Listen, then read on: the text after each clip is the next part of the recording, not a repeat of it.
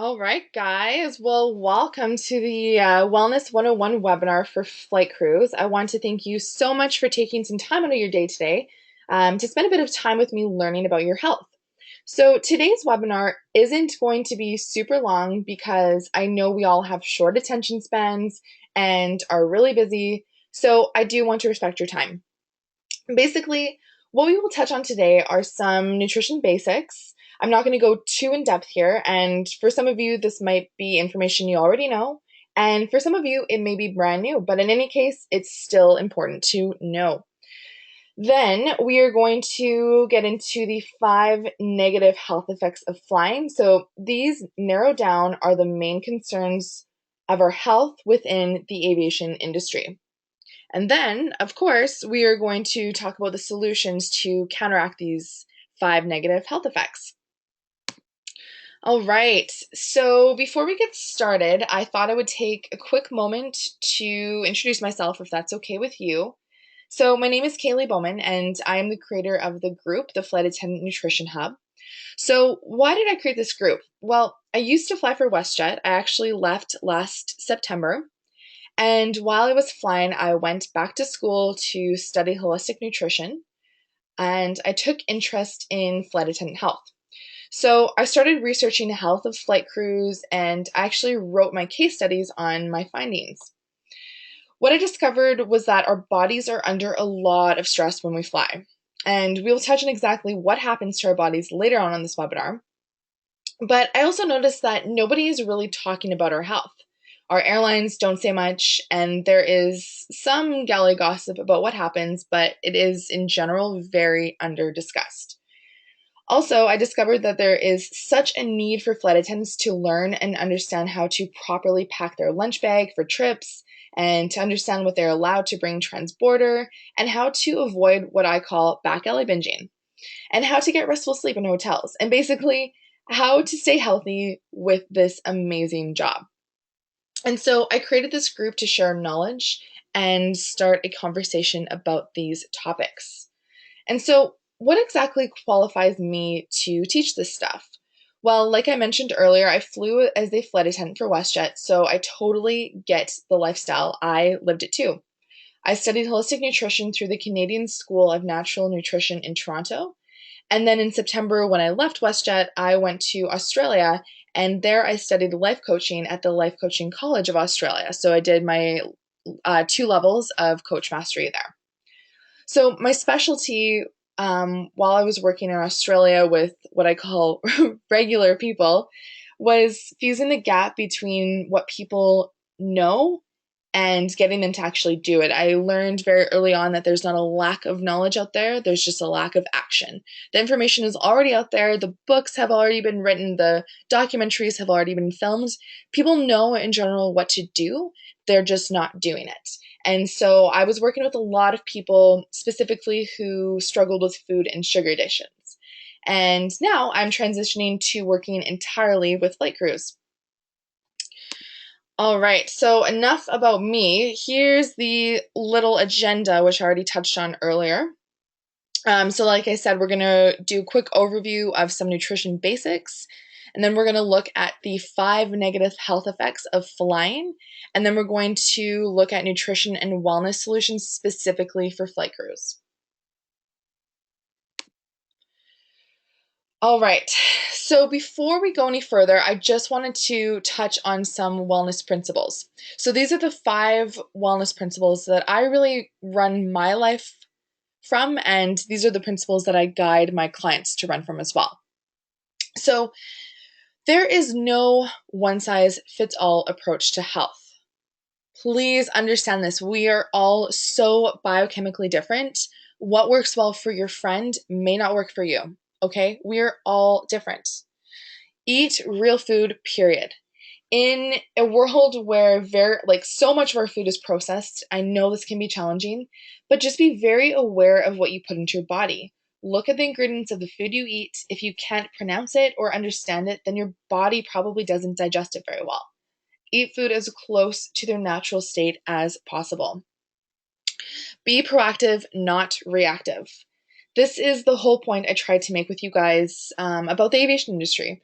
Just because there is no medical professional yet who's boldly declared the negative health effects of flying and how it harms your body, it doesn't mean that you should ignore it. Make sure you are taking care of your body every single day. One of my favorite quotes, or not really quotes, but an explanation by Jim Rohn, is when he describes failure not as this one big, grandiose event, but rather these small errors in judgment made daily. It's not like after one unhealthy meal, you gain 30 pounds. But if you eat a chocolate bar every single day for 2 years, then you might wake up one day and feel like you just packed on 30 extra pounds overnight. It's the compound effect. Great health is so much more than what you look like or the food you eat.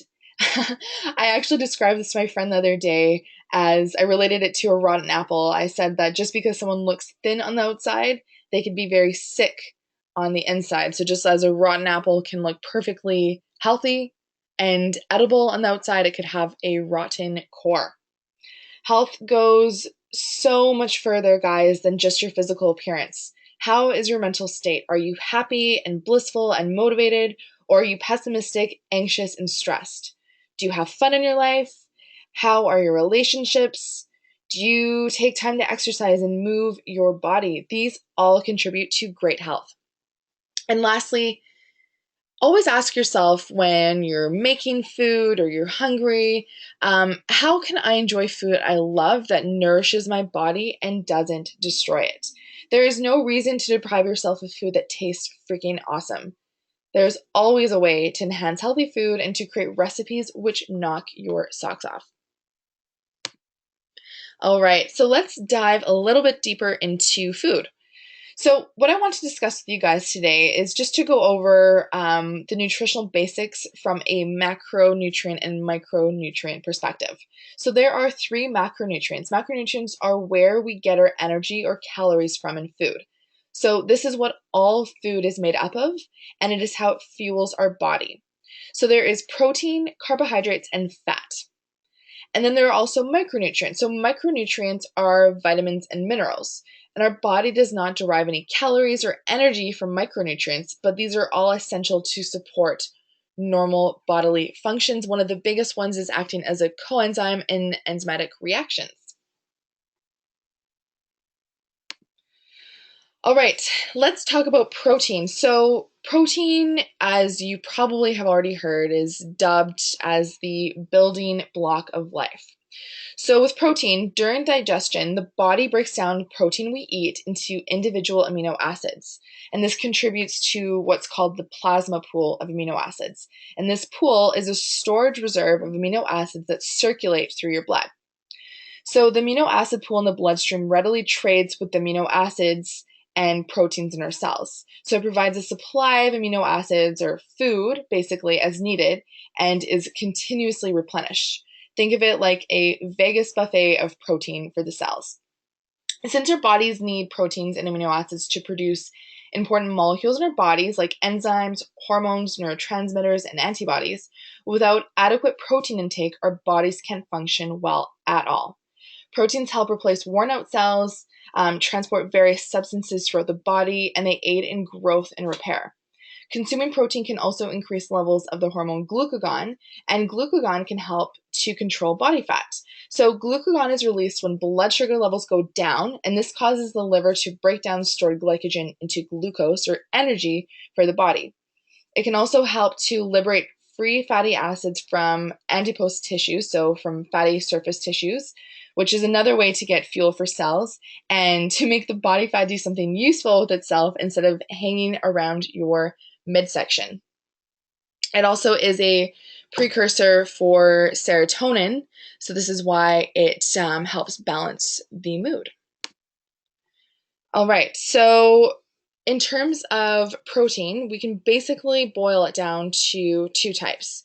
So there's animal and plant protein. So animal protein is awesome because it's a complete protein.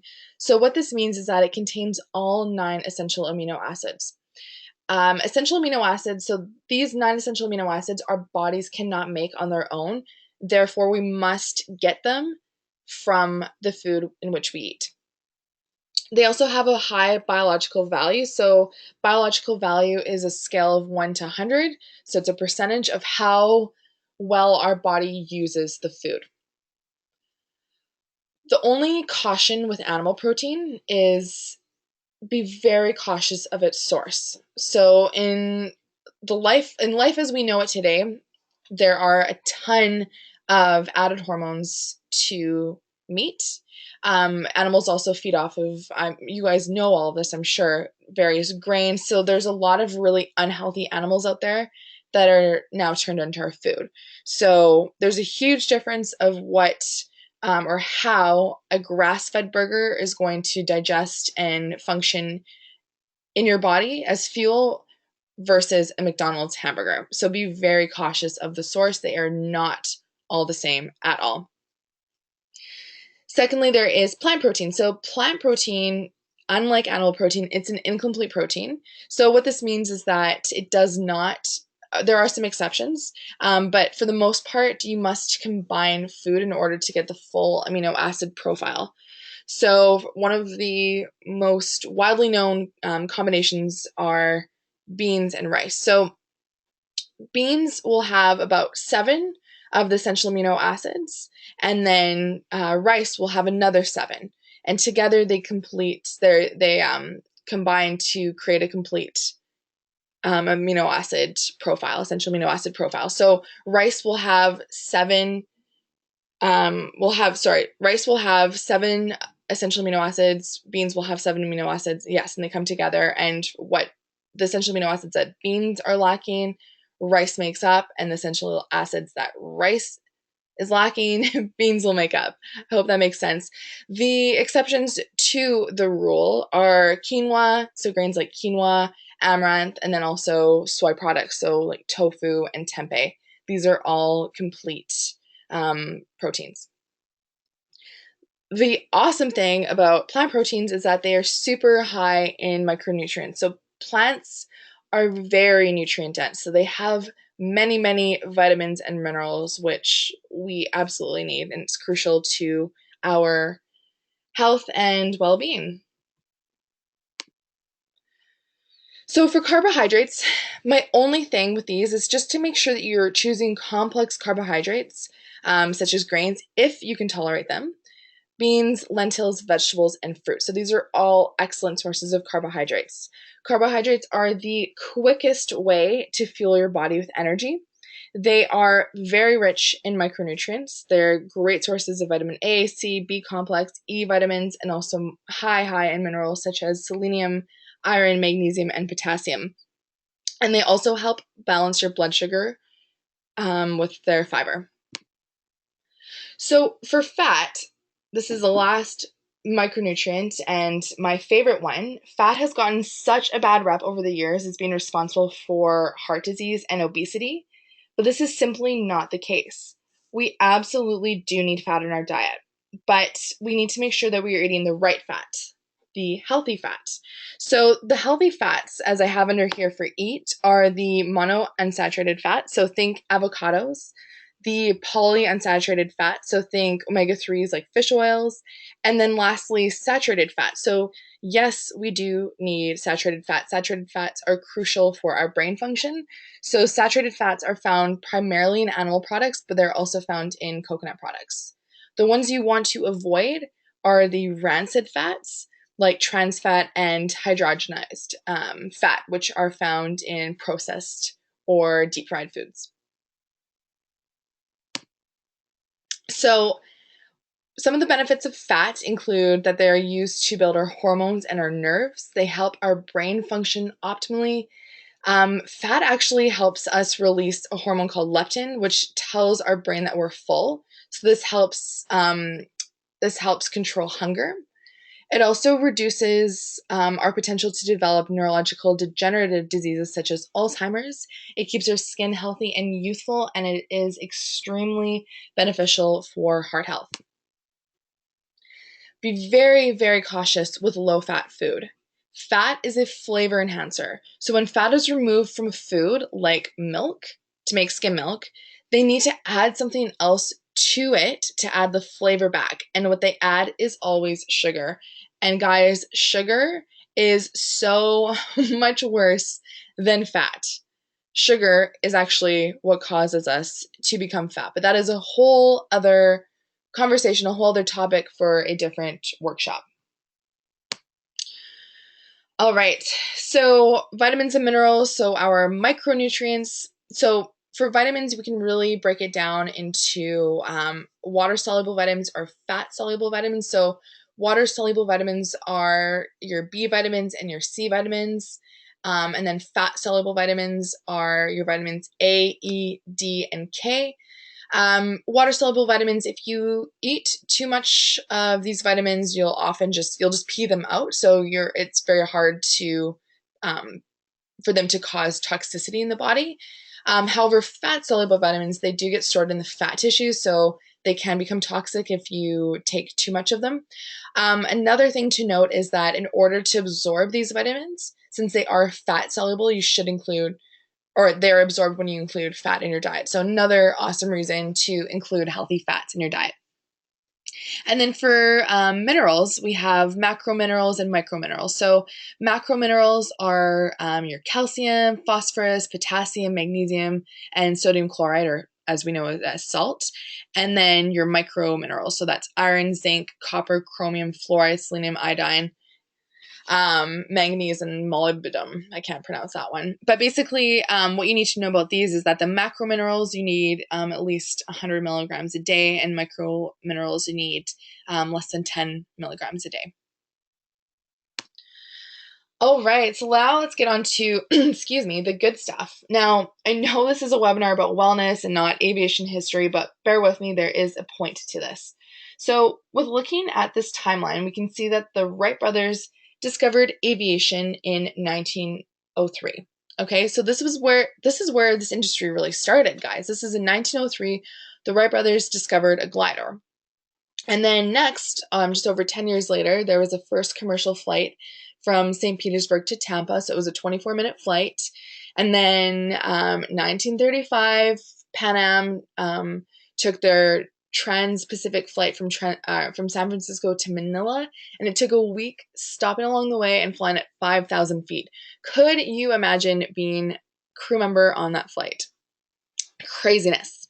And then the first commercial jetliner, it was a de Havilland Comet, flew in 1952. So this began the era of air travel or flying as we know it today.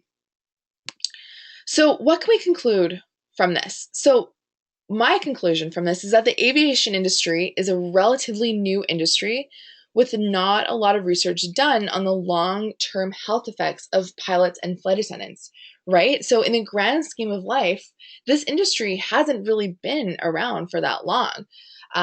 It's only been just over 60 years since we've been flying at the altitudes that we are today. So more importantly is this, the question of what really happens to your body when you fly. Well, throughout my research, I was able to narrow it down to these 5 main health effects of flying, which are that you'll become dehydrated, blood will pool in your legs, so your circulation will become impaired. You are exposed to cosmic radiation, so radiation from the sun. You'll expand like a beach ball. We have all felt this, the bloating that comes with flying, and especially after flying as well. And then you're also surrounded by germs. So I don't want to spend too much time on the problems. Let's get right to it. Let's talk about the solutions to counteract these negative health effects. So let's take a look first at how to counteract dehydration. Number 1, drink water, so much water. Are you surprised about this one? Probably not. I mean, this one is such a no-brainer, but it is probably one of the most talked about and under-actioned tasks there is. Most of us are not drinking enough water when we fly. The air inside the cabin of a plane usually has a humidity level of 10 to 20%. This is very, very low. It's much lower than a comfortable, typical indoor humidity of 30 to 65%. And for this reason, it's incredibly important that you take measures to keep yourself hydrated while you are flying. Some people will say 1 cup for every hour of flight. I say 2 cups or 16 ounces minimum for each hour of flying, because I know that most of us drink coffee. I know that, we're working, we're up in the cabin doing service. We're not just sitting like guests are. So for flight crew, 2 cups for every hour of flying. Minimize the amount of coffee you drink. This might break your heart. It breaks my heart. I'm such a coffee lover. In fact, I'm going to have a sip of my coffee right now. So good. But when you're flying, minimize the amount of coffee that you drink. Coffee is incredibly dehydrating, so minimize it, or at least try to. Maybe 1 to 2 cups a flight, depending on how long the flight is. There's so many other alternatives I'll get into later, a different time, of alternatives to coffee that will not dehydrate you. And lastly, bring electrolyte drinks like coconut water with you, or simply add lemon and Himalayan salt to your own water to create your own electrolyte drink. So electrolytes will help, they're minerals, and they'll help pull water into your cells and hydrate your cells instead of water just going right through you and, you peeing it out. All right. Let's talk about increasing circulation. So the number one way in which you can improve your circulation is to wear compression socks or tights. Most airlines support and encourage flight attendants and pilots to buy and wear compression tights or socks by including them in health benefits. So please, please, please take advantage of it. While flying, whether you're sitting for long periods of time as a non-revenue passenger or deadheading, or if you're standing for long periods of time when you're working, blood will pool in the lower legs and feet, and this weakens the valves. And yes, this can cause unattractive spider and varicose veins. However, these are usually not life-threatening. The real risk is that over time you can develop a condition called deep vein thrombosis, also known as DVT. And DVT is basically blood clots which form in the deep veins, usually in the legs. If these clots become dislodged, a piece can break off and travel towards the lungs, causing a pulmonary embolism, which unfortunately and sadly can become fatal.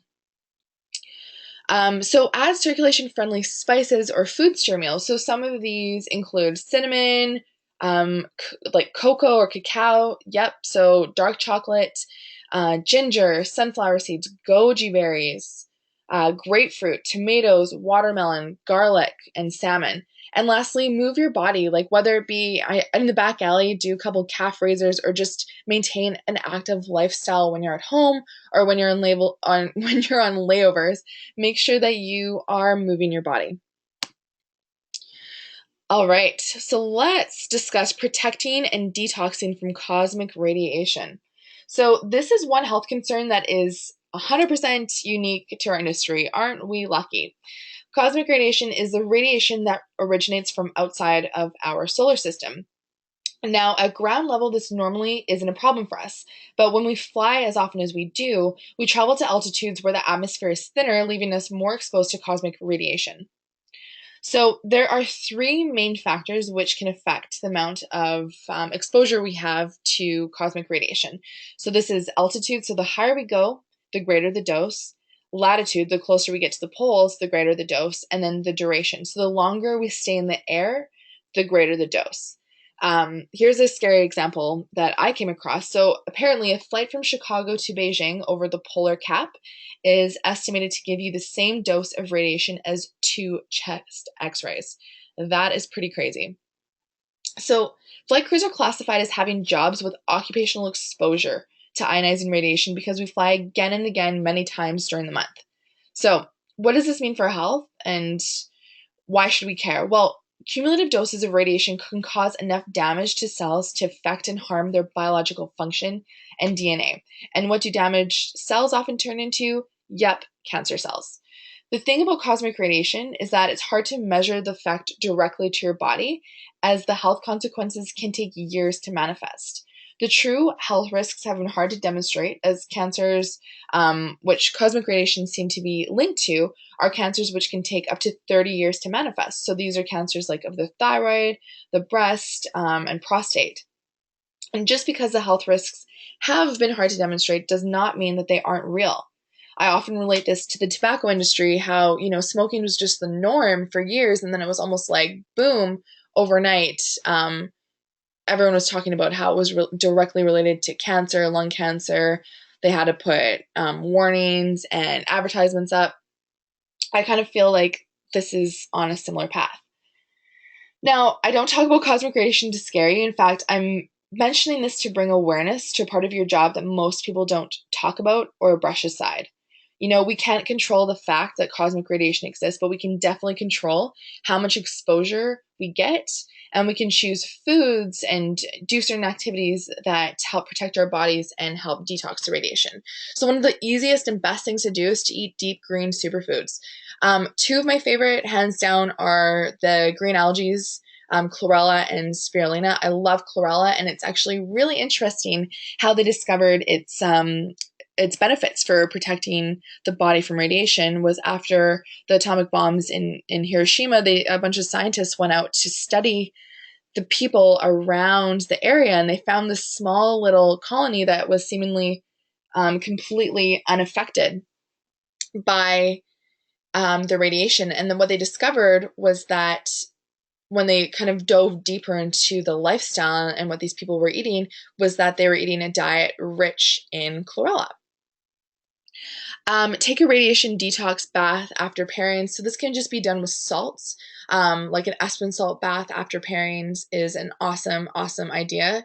Take radiation out of your body, out of your skin, and then minimize the amount of polar flying. So if you are doing a lot of international flights, just make sure that you are minimizing the amount of polar flying. And if you have any questions about this, you can contact your manager or even crew scheduling. They should be monitoring it themselves, but I know that every airline's different, and some of us have the liberty to pick up pairings whenever we want. So just make sure that you're very aware of the type of flying that you are doing. All right, so increase digestion. One of the best ways to reduce bloating and to help your digestive system function optimally is to avoid sulfur-rich gas-producing foods while you fly. So these include cruciferous vegetables like broccoli, cauliflower, Brussels sprouts, and onions. Now, these are incredibly nutrient-dense foods, so please, please, please eat them while you're not flying. They're so good for you, but just don't eat them when you fly. Your belly will bloat. You'll probably feel pretty crappy. Take the time to chew your food. This is so important. Most of us do not have a digestive system that actually functions as it should. Almost every single one of us have digestive stress.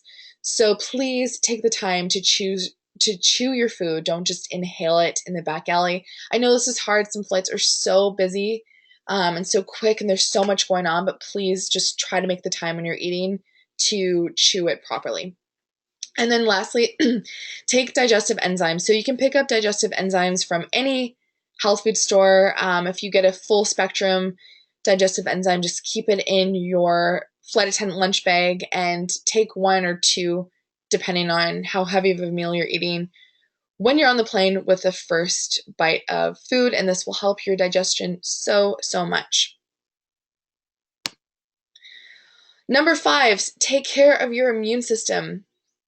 Eat foods rich in antioxidants. So these are foods that contain vitamins A, C, and E, as well as minerals, zinc, and selenium. These are usually like those really colorful, dark fruits and vegetables. So like goji berries, blueberries, blackberries, kale, broccoli, carrots, sweet potatoes. These are all very, very rich in antioxidants. Do not fly when you are sick. Guys, sick days exist for a reason. You are not doing yourself a favor or anybody else a favor when you fly when you are sick. Stay home. The airplane is not an environment that's going to help you heal and get better. In fact, it's probably going to do the exact opposite.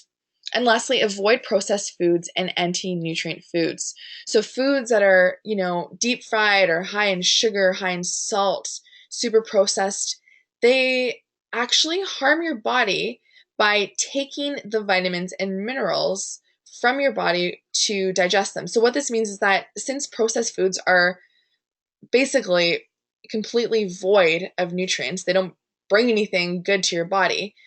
Remember when I talked about earlier how micronutrients, so vitamins and minerals, are a big factor. They're in coenzyme reactions, so they help enzymatic reactions in your body. So what happens is when you take a chocolate bar and you take a bite of it, your body needs to break this down. And now a chocolate bar is just pure sugar, which is an anti-nutrient. It actually, your body will pull minerals from your bones and vitamins from your body tissues to act as enzymes in this digestion reaction. So it actually strips minerals and nutrients from your body. So this is one of the reasons why you'll feel hungry after you eat junk food, is because your body is actually losing nutrients when you eat this food, not gaining it, not even close.